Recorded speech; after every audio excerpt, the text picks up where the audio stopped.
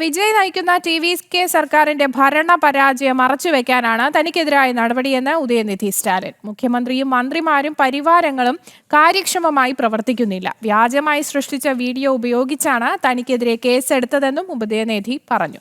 ജനങ്ങളെ അഭിമുഖീകരിക്കാൻ ധൈര്യമില്ലാത്ത സർക്കാർ വ്യാജ നിർമ്മിതികൾ നടത്തുന്നുവെന്നും അദ്ദേഹം കൂട്ടിച്ചേർത്തു.